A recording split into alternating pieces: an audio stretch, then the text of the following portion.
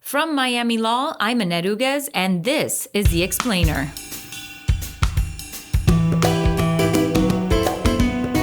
I think one thing we can be sure of is, and just judging from like the range of inquiries I've had over the last week, is that this thing's going to be studied and analyzed to death for years. And a lot of the concern is about people who are concerned about social media. This is just another problem we have to deal with because we kind of, just as a regulatory social matter, let social media get out of hand. Welcome back to Season 6 of the Miami Law Explainer, the legal affairs podcast where Miami law experts lend context and historical relevance to today's headlines. Retail traders took on Wall Street, kneecapping behemoth hedge funds, driving up the value of several low-performing stocks. International tax expert and also longtime market watcher and player Stanley Langbein reads the ticker. Let's go to executive producer Catherine Skip with the interview. Hey, good morning, Stanley. Nice to have you back. Good morning. It's nice to be here. So for those of us who don't know a short sell from a dark pool, can you give us like the beginner's version of what happened with GameStop and to a lesser degree with AMC and BlackBerry? Well, a short sale means you sell something you don't own, okay? And it's essentially a contract to sell the stock at a particular price, and the price will usually be the trading price at that day. So let's say the trading price is 15 and you expect it to go down. So you enter a short sale contract at a either for a particular time or to be sold at a particular date. If during that time, let's say the $15 stock goes to $5, okay, and you have a right to sell it for 15, what you do is buy it for $5 and sell it for 15 and pocket the $10. And in fact, usually what you do is you close out the short sale, which means you buy a contract to buy it, and that means for $10, you get paid $10. So that's what a short sale is. Now, what happens is hedge funds operate to their theme is that they make money whether the market goes up or goes down. And they make money when the market goes down by short selling. Hedge funds in a market like you've had since maybe 2009, where the market is going up pretty steadily and then has a few sharp falls in it.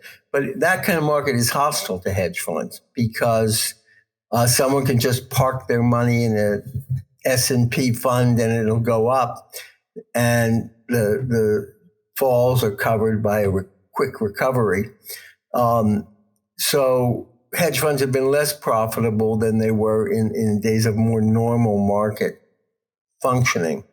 But the hedge funds were all shorting these stocks, and there have been a lot of stocks like GameStop has suffered in the pandemic because people can play games at home with what they think is not great risk, whereas going out is disfavored by the authorities and thought to have the potential for spreading the disease or catching the disease. So GameStop stock has suffered, as has AMC, because people haven't been going to the movies.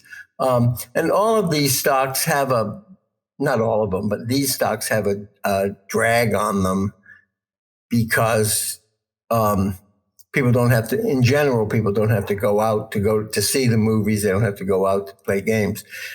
And American Airlines, of course, has suffered greatly in the pandemic. So the hedge funds were shorting them.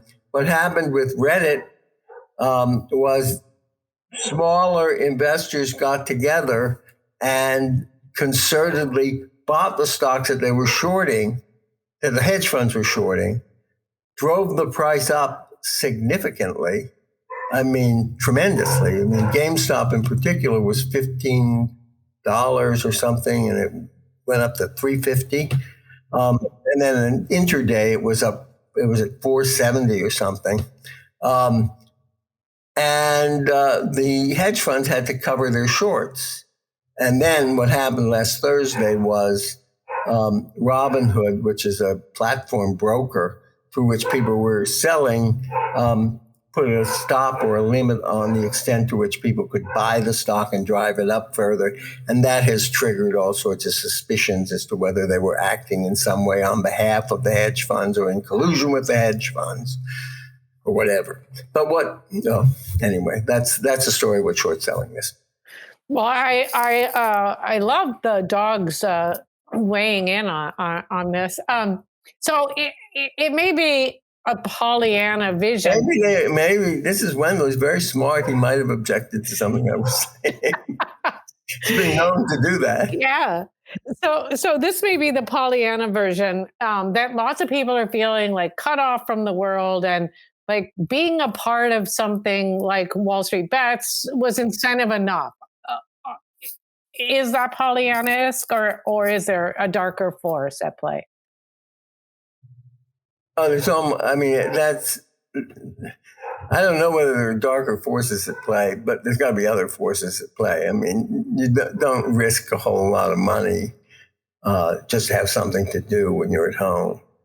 But wasn't it just small investors, buying 10 shares? And investors, you don't know that. Uh-huh. Number one, there's a couple of things. You don't know that it was just small investors. And number two is someone was coordinating this. Is momentum trading new? If no. That's what this thing is called that we're seeing. No, not entirely, but this is new. What the concerted buying against identifiable shorts is new. I mean, and it's stimulated by social media, by the access to information, social media. Let me finish what I was saying.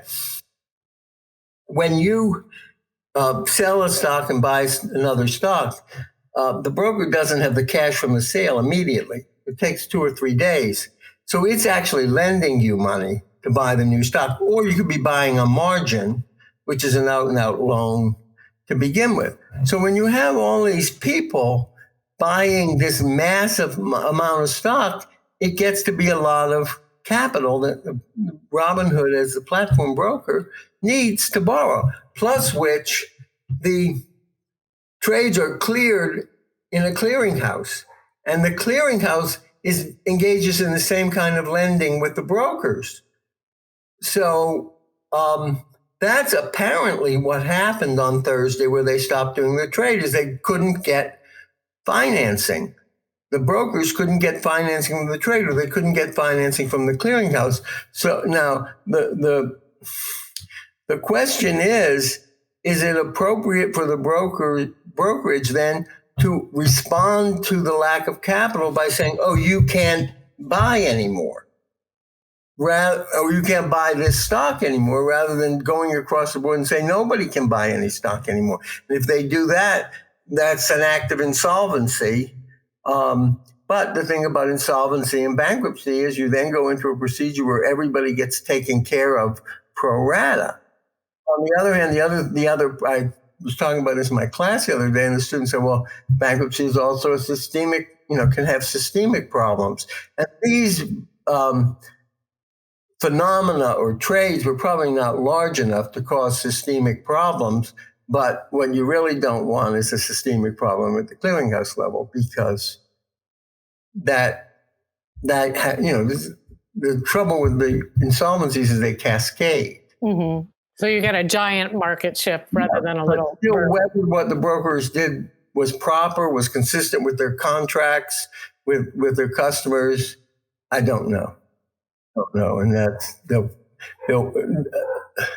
I think one thing we can be sure of is, and just judging from like the range of inquiries I've had over the last week, is that this thing's going to be studied and analyzed to death for years. And a lot of the concern is about people who are concerned about social media.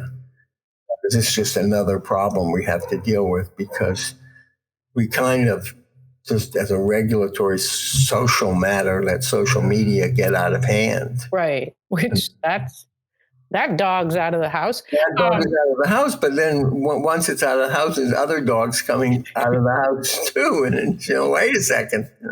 So is this exposing a flaw in the system, or is it just like a novel path to stick it to the man? I think it's the latter. I think it's a novel path to stick it to the man. I don't think this kind. I mean, as you saw, even in this limited instances, it hit a wall with the financial problem. There's a lot of troubles with it. One of which is, people are looking at it and say, aha, they've got the big guy. The little guys teamed up on the big guys, David and Goliath.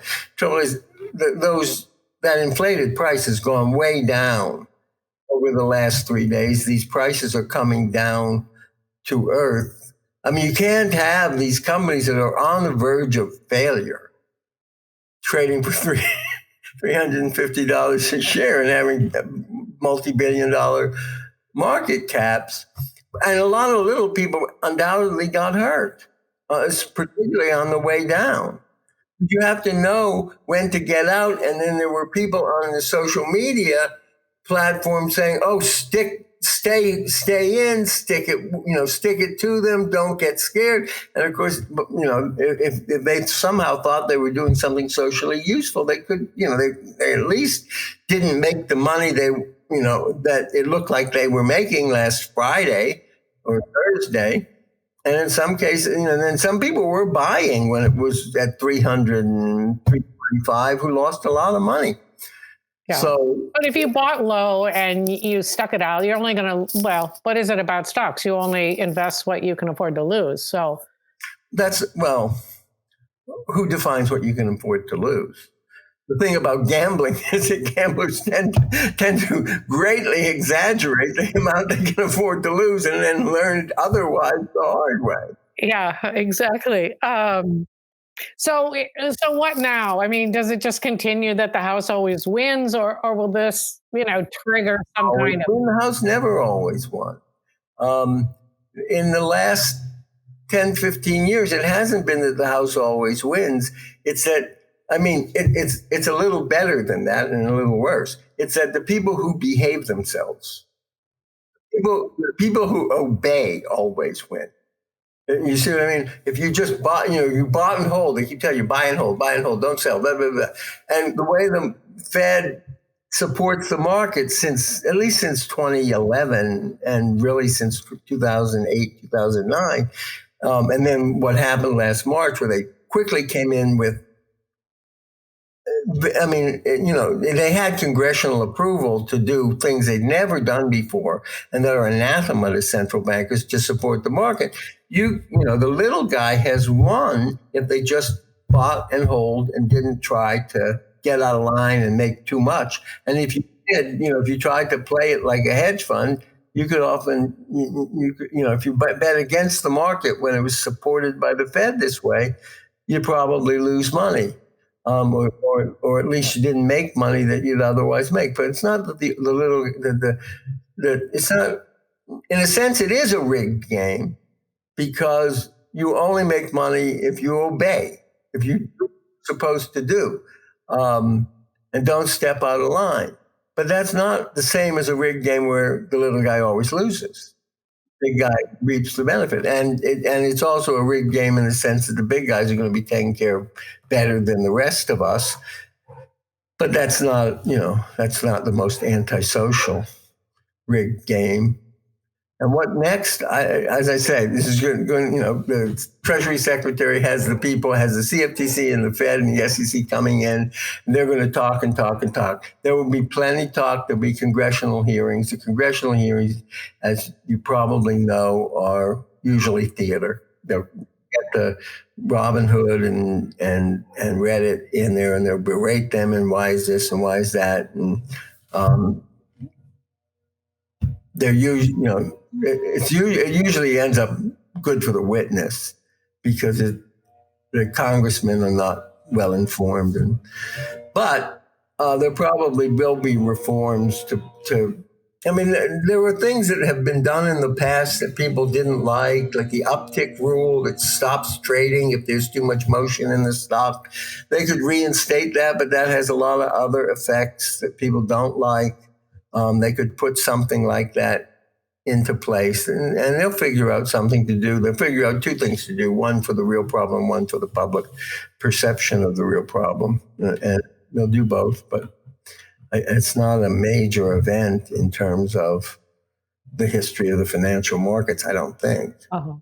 Okay, I don't want to let you go without asking you what's a dark pool besides someone who doesn't take care of their outdoor swimming pool. Like me. I don't really know what people mean by a dark pool, but a dark pool is generally a set of trades that aren't known widely to the market, or may or may not be concerted trading. Cool. Well, it's been great. I can't wait to see you and the dogs. And thank you so much for your time, Stanley. All right, thank you.